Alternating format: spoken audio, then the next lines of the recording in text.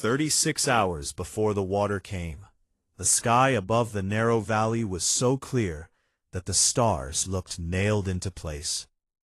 The people living along the banks of the South Fork of the Little Conemaugh River had gone to bed on May 30th, 1889, with the ordinary worries of late spring in western Pennsylvania. The furnaces in Johnstown glowed through the night. Iron rails were being rolled. Steel was being poured. Smoke lay low in the valley like a gray blanket that refused to lift. It was, by every measure, an industrious American town, crowded, hard-working, ambitious, and built in a place where three rivers met as if by design. They did not know that a private pleasure lake, owned by some of the richest men in America, was already pressing against an aging wall of earth and stone 40 miles away. They did not know that by the afternoon of the next day, more than 2,200 of them would be dead. They did not know that the disaster would reshape American law, philanthropy, journalism, engineering, and the public's understanding of responsibility in the Gilded Age. This is the story of the Johnstown Flood of 1889. Johnstown was not a glamorous city, but it was a proud one. Tucked into the steep valleys of Cambria County, it had grown with astonishing speed after the Civil War. The railroad had come. The ironworks had expanded. By the 1880s, the Cambria Iron Company was one of the largest steel producers in the United States. Immigrants arrived from Wales, Germany, Hungary, Ireland, and Eastern Europe, drawn by steady wages and the promise, however modest, of American stability. The town itself was cramped. The mountains pressed close, and the rivers, Stony Creek River and Little Conemaugh River, joined at the center of town. Streets were narrow. Houses leaned close to one another. Wooden buildings stood beside brick storefronts. In heavy rain, water sometimes pooled. People complained, but they were used to inconvenience. Industry had brought prosperity, and prosperity demanded compromise. 40 miles upstream, in the hills above the town of South Fork, stood a structure few in Johnstown had ever seen, but whose fate would determine their own. The South Fork Dam had originally been built in the 1850s as part of the Pennsylvania Main Line Canal System. The Commonwealth of Pennsylvania had envisioned a grand transportation network connecting Philadelphia to Pittsburgh, canals and railways stitched together across the state. The dam created a reservoir called Lake Conemaugh, which served as a feeder for the canal. But by the 1860s, railroads had outpaced canals. The state sold the canal system to private interests. The dam changed hands several times. Maintenance was inconsistent. Eventually, after a partial failure in 1862, it was repaired in a hasty and cost-conscious manner. In 1879, a group of wealthy Pittsburgh industrialists purchased the abandoned reservoir and surrounding property. They formed the South Fork Fishing and Hunting Club. Among its members were some of the most powerful men in the United States: Andrew Carnegie of Carnegie Steel, Henry Clay Frick, Andrew Mellon, and other captains of industry whose names would shape the American economy for decades. They transformed the neglected reservoir into a private retreat. Lake Conemaugh became a playground. Cottages were built along the shore. The clubhouse offered fine meals and social gatherings. Guests fished, sailed, and relaxed away from the smoke and clamor of Pittsburgh. To make the lake suitable for recreation, the club made alterations to the dam. The spillway was lowered. Fish screens were installed across it to prevent prized catches from escaping. The crest of the dam was not fully restored to its original height after earlier damage. Maintenance was often casual rather than rigorous. Engineers later debated whether the changes directly caused the failure. What is certain is that by the spring of 1889, the dam was in a precarious state. The winter of 1888 to 1889 had been heavy with snow. Spring brought persistent rains. In late May, storms moved across western Pennsylvania with unusual force. On May 30th, steady rain fell across the Allegheny Mountains. On May 31st, it intensified. Water poured into Lake Conemaugh faster than it could escape through the spillway. By morning on May 31st, club officials were alarmed. The water level was rising toward the top of the dam. Men were sent to clear debris from the spillway. They worked in the rain, soaked and anxious, trying to prevent the lake from overtopping the earthen barrier. Telegrams were sent downstream to warn communities, but communication was imperfect. Some messages were delayed, others were not taken seriously.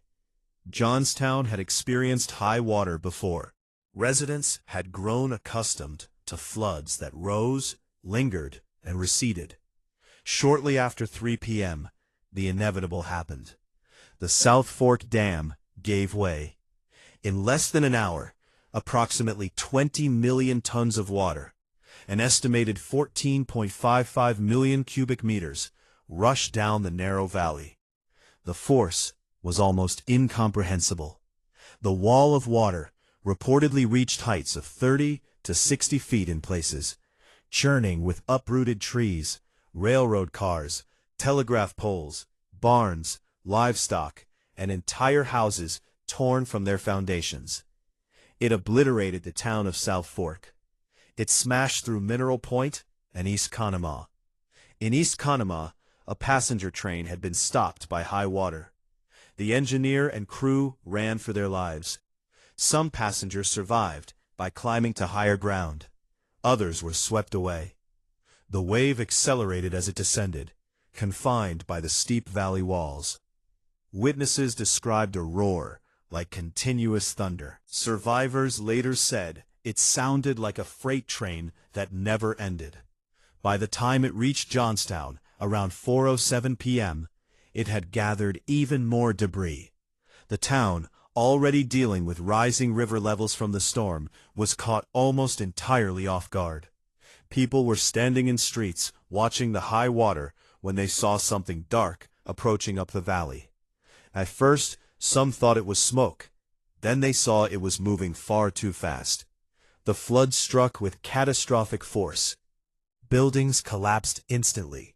Bridges were torn apart. Entire neighborhoods were lifted and carried downstream. Mothers clutched children. Men tried to climb onto rooftops. Some survived by clinging to floating debris, doors, timbers, mattresses. At the Stone Bridge, a massive arched railroad bridge owned by the Pennsylvania Railroad, debris jammed. The bridge itself held, but the accumulation of wreckage behind it created a second disaster. Thousands of tons of timber, houses, and human bodies piled up against the bridge. Oil from overturned rail cars ignited. A fire began within the debris pile. For hours, survivors trapped in the tangled mass struggled as flames spread across floating wreckage. Many who had survived the initial impact died in the fire. When the water finally receded, Johnstown was almost unrecognizable. More than 1,600 homes were destroyed. Entire families were erased from existence. Bodies were carried as far as Cincinnati. The final death toll was recorded at 2,209, though some estimates suggest it may have been higher. It was, at that time, the deadliest disaster in American history, not related to war. News of the catastrophe spread rapidly through telegraph lines that had survived. Newspapers across the United States printed vivid accounts. Reporters rushed to the scene. Photographs, still a relatively new medium for mass news, captured the scale of destruction. The American Red Cross, under the leadership of Clara Barton, undertook one of its first major disaster relief efforts. Barton arrived in Johnstown within days and remained for months. Tents were erected. Food and clothing were distributed. Donations poured in from across the nation and even from abroad. For many Americans, the flood symbolized the contradictions of the Gilded Age. The same industrial expansion that had made the nation wealthy had also created vast disparities. The dam that failed was owned by men whose fortunes were measured in millions. The town that suffered was populated largely by workers. Lawsuits were filed against members of the South Fork Fishing and Hunting Club. Plaintiffs argued that negligent maintenance and ill-advised modifications had caused the dam to fail. But the courts applied a legal doctrine that would frustrate many observers: the concept of act of God. The flood was deemed an unavoidable natural disaster rather than the result of actionable negligence. No member of the club was found financially liable.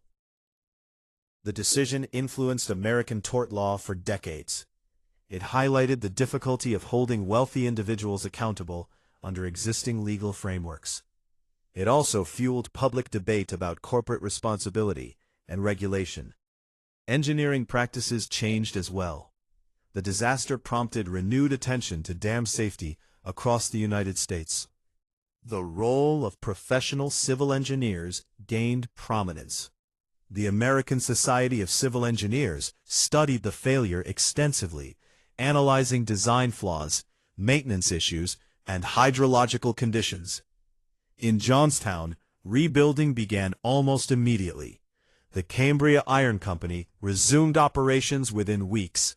Workers returned. Rail lines were repaired. Temporary housing gave way to permanent structures. The city refused to disappear. Yet the memory of the flood lingered. Mass graves were dug. The Grandview Cemetery became the resting place for many unidentified victims. Annual commemorations were held. Stories were passed down through generations. For Andrew Carnegie and other club members, the flood became a shadow. Carnegie later funded libraries and educational institutions across the country, shaping American culture profoundly. Some critics argued that philanthropy could not erase moral responsibility.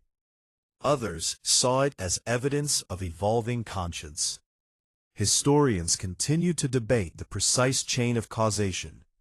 Was the dam doomed regardless of club alterations? Did extraordinary rainfall alone make failure inevitable? Or did cost-cutting decisions and amateur engineering tip the balance? What is certain is that the flood marked a turning point in how Americans understood risk in an industrial society. The late 19th century was an era of astonishing growth. Railroads spanned the continent. Steel framed cities. Wealth accumulated at unprecedented rates. But the Johnstown flood revealed that private infrastructure, when poorly regulated, could endanger entire communities. It also demonstrated the power of national empathy. Donations reached nearly $3.7 million, an enormous sum at the time. The disaster became one of the first extensively photographed and widely reported tragedies in American history, creating a shared sense of grief. In the decades that followed, Johnstown endured additional floods in 1936 and 1977, each reinforcing the valley's vulnerability. Federal flood control projects eventually reshaped the rivers. Concrete channels replaced natural banks. Dams were modernized. Today, the site of the South Fork Dam is preserved as the Johnstown Flood National Memorial. Visitors can walk the quiet earth where Lake Conemaugh once pressed. The break in the dam remains visible, a scar in the landscape. The valley is peaceful now. Trees grow where water once roared. It is difficult to imagine the violence of that May afternoon. But the story persists because it is not merely about water. It is about ambition and oversight. It is about the cost of progress. It is about the fragile line between leisure and liability. It is about a nation learning, painfully, that infrastructure is never neutral, and that neglect, even when unintentional, can be catastrophic. For the families who lost everything, the flood was not a symbol. It was an abrupt end to ordinary lives. It was unfinished dinners on tables swept away. It was letters never delivered. It was children who never grew old. And for the United States, it was a lesson written in mud and timber and flame, that even in an age of iron and steel, gravity and water still rule. The sky cleared the next morning. Sunlight touched the wreckage gently, as if unaware of what had occurred. Survivors moved through silence, broken only by distant hammering and quiet weeping. The rivers flowed again within their banks. America continued forward, building higher, damming deeper, growing wealthier. But beneath that forward motion remained the memory of a wall of water, and the knowledge that prosperity without vigilance carries a price. That is the story of Johnstown, and it is as American as steel.